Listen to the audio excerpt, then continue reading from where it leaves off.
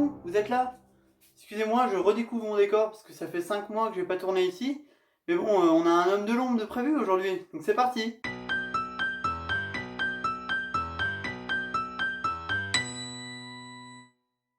Je vous parle aujourd'hui de Aaron Ralston, un ingénieur américain qui, comme les autres finalement, semble ne rien avoir de particulier. Il naît le 27 octobre 1975, il a une enfance plutôt normale, il est diplômé de la Cherry Creek High School à un âge plutôt normal là aussi, contrairement à l'homme de l'ombre précédent.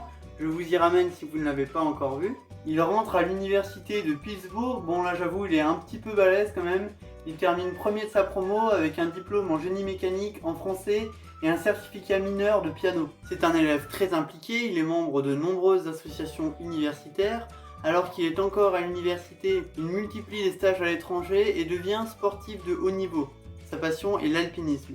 Mais bon, jusqu'ici, tout va bien. Il est embauché chez Intel, la grande entreprise d'informatique essentiellement, mais il démissionne en 2002 pour accomplir une grande ambition, un vrai rêve. Il veut poursuivre sa passion pour l'alpinisme et être le premier à réaliser l'ascension des 53 Fortiners du Colorado en solitaire et en hiver. Un Fortiner, c'est un langage d'alpiniste qui veut simplement dire les sommets à plus de 14 000 pieds, à savoir plus de 4 000 mètres environ. D'ailleurs, je sais pas si vous savez, mais en France on fait les malins avec notre Mont Blanc, mais on a 4 sommets à plus de 4 000. Dans le Colorado, ils en ont 53. Enfin bref, pour se préparer à ce record, en 2003, il décide de mener une excursion seul dans les canyons de l'Utah. Sauf qu'il a l'excellente idée de ne prévenir personne. Au milieu de sa rando, il rencontre 2 jeunes femmes qui vont l'accompagner pendant quelques heures jusqu'à ce que Aaron poursuive son périple vers le Blue John Canyon. Vous le savez, un canyon rime avec roche, escalade et aussi tunnel. Et donc c'est dans un de ces tunnels assez étroits que Aaron arrive et décide de descendre à travers le tunnel.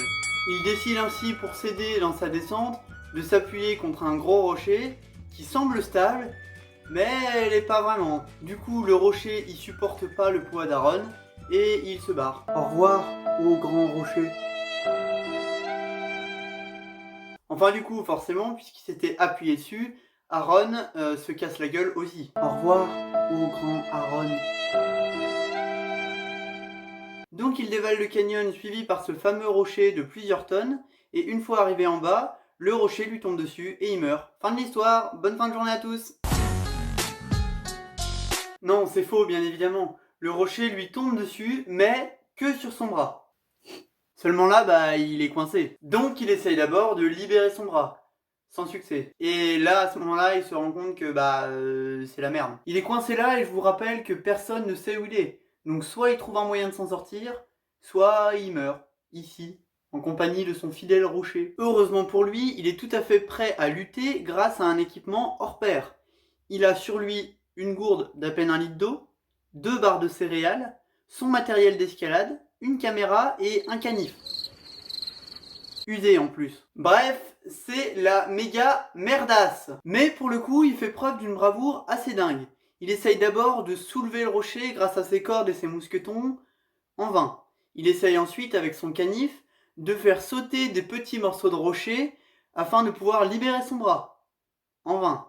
Et il essaye même de crier à l'aide, au secours, en vain. Mais Aaron est déjà très malin, très courageux, et surtout, il a plus de balls que nous tous réunis, les petits potes. Donc il lui vient une idée, simple comme bonjour, se couper le bras. Ceci dit, il a pas vraiment d'autres moyens de s'en sortir, hein, mais bon, va te couper le bras avec un canif, frérot, je pense que tu vas rigoler, hein. Enfin non, pas trop, mais bref, il réalise que c'est mort. Mais non, ça c'est mal connaître notre Aaron. S'il ne peut pas se couper le bras, il suffit de le casser, logique, non ?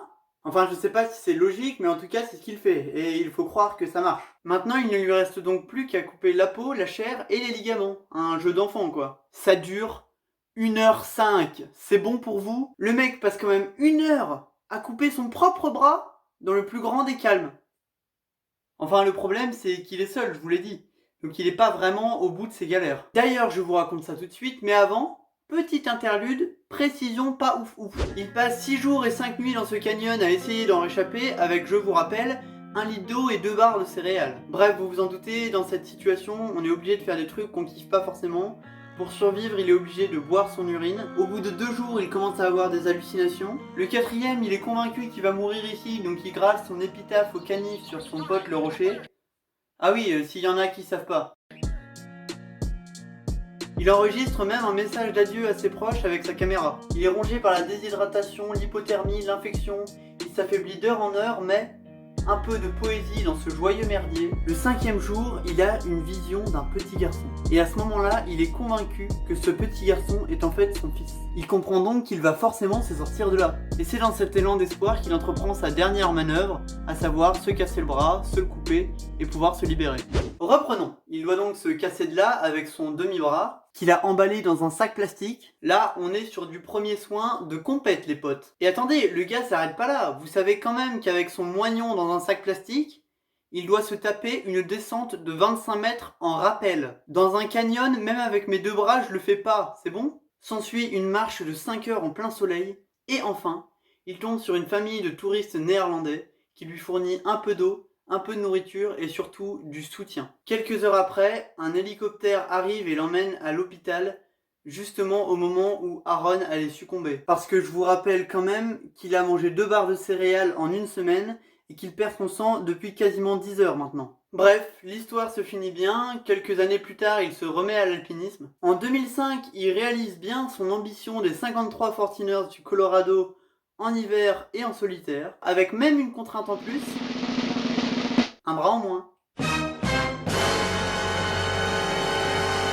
Il continue ainsi des dizaines d'expéditions, et d'ailleurs pour l'anecdote, des hommes du National Park Service sont allés récupérer son bras contre le rocher pendant qu'il était encore à l'hôpital. Ils ont dû se mettre à 13 pour bouger ce fameux rocher, et Aaron a décidé d'incinérer son bras et de disperser les cendres à côté de son fidèle compagnon de galère, le rocher. Aujourd'hui, il vit heureux avec sa femme et son fils. Il a poursuivi sa passion pour l'alpinisme. Enfin, une histoire qui finit bien cette fois. Certains d'entre vous connaissent peut-être déjà cette histoire parce qu'elle a inspiré le film 127 heures que je vous conseille de regarder. Donc voilà, cette fois on n'a pas affaire à un homme qui a sauvé des millions de vies, mais un homme qui a été assez courageux pour sauver la sienne quand même. Comme d'habitude, je vous souhaite une excellente journée, je vous remercie d'avoir regardé cette vidéo.